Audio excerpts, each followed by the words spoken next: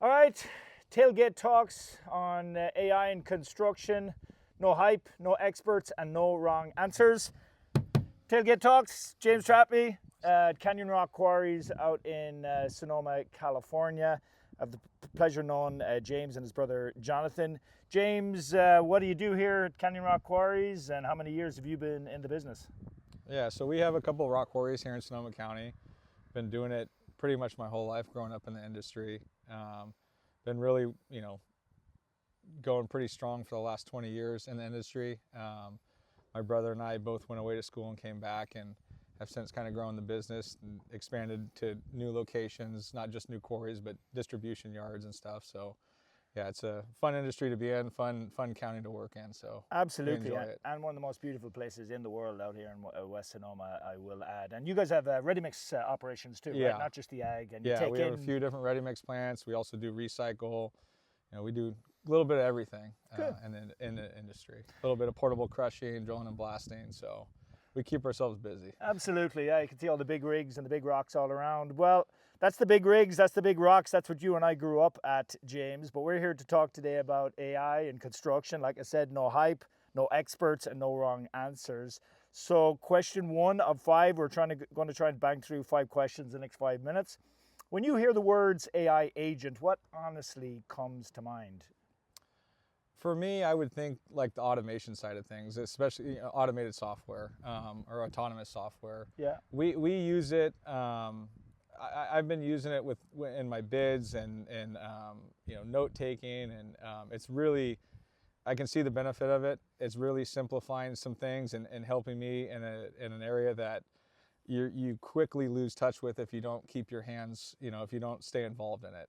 I'm 40 and I feel like I'm 60 sometimes because of how fast the industry is moving with the AI stuff. But And would you say, just to expand a little bit on that, is it, because it's not just blasting the rock now, you got to review so many documents and keeping up yeah. with bids. So you think it's, or you feel it's helping with that process of streamlining? Yeah, that's where I've used it the most, and I am certainly, like I said, I'm behind in a sense, but I know some people haven't dabbled with it at all. Absolutely, yeah. I think it's one of those things that if you don't stay, get involved with early, you're going to get left behind. So Yeah, well said. on the note taking, on the bid side of things, on the simplifying documents, maintenance side of things, I mean, yeah, I really do see a good benefit for it.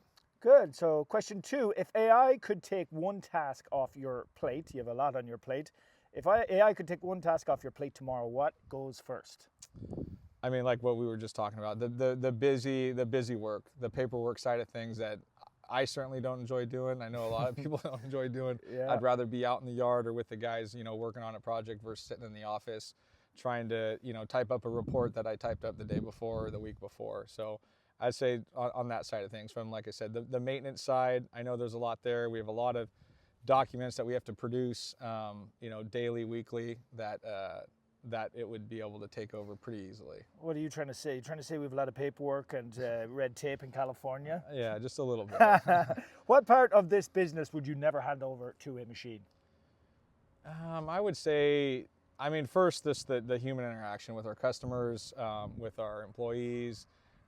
We growing up in the industry, that's what's most important to me. That's one thing my dad and my grandpa taught us, is that you're only as good as your customers coming in and your employees that you have. So you gotta keep those relationships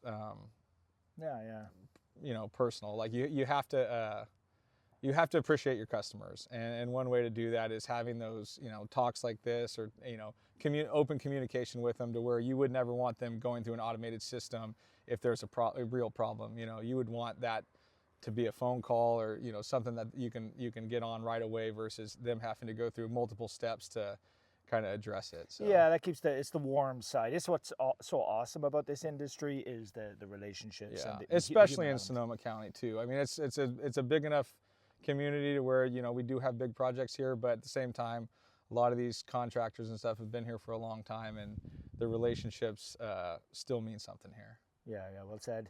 10 years from now, question 4, 10 years from now, give me your best and worst case for this industry.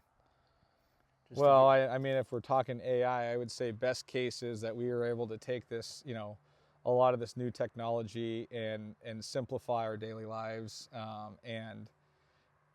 maybe get some of our time back. You know, this industry is, you can stay as busy as you want to be, and if you could simplify some of that like busy work, like I said, to give us either more time being productive on the job, or you know, in the quarry, or at home with your family. I mean, the 100%, Jim. time's important. So if we can get some of that time back, I'd love to see that technology could help us with that. You know, and then the worst case, the downsides, or some of the fear stuff that concerns you about where this is headed in 10 years' time, maybe?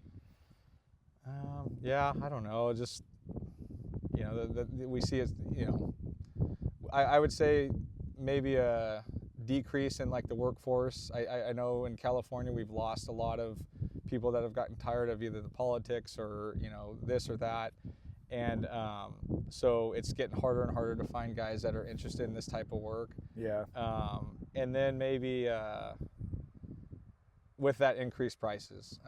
So you kind of see a decrease in the workforce, and then increased prices, and maybe you see some of these projects that would have been a no-brainer 10, 15 years ago become too expensive now to even do. So you see less work getting done, whether it's, you know, big or small. Yeah. That would be my biggest fear. Yeah, no, well articulated there. Last question. What are you, you're a young man with a young family. What are you telling your kids or the young people coming up about getting into this business? Kind of ties into what we were just touching on there, but what are you telling your kids about? I mean, I would still say, you know, it's time. Start over, but I would say the same thing, that, you know, the things that I was taught growing up. I don't think hard work's ever going to be a bad thing. Yeah. I think if you're willing to work hard, I think that's still number one. Kind of on the technology side of things, you have to understand and be able to work with technology. It's going to help make our jobs easier, make you more productive. So I would say definitely, you know, that's kind of newer for me, is be comfortable with technology and moving forward with it. Make sure you're utilizing it, because you know your competitors are. So if you want to stay relevant, you have to keep up on all this stuff. Yeah, you might have heard that line. AI is not going to replace you or humans, but it'll replace people who use AI are going to replace or surpass. So. Yes, exactly. Well, James, this is fantastic. Tailgate Talks. Yeah. Thanks for having me over. Thanks Appreciate for coming. it. Yeah. Yep.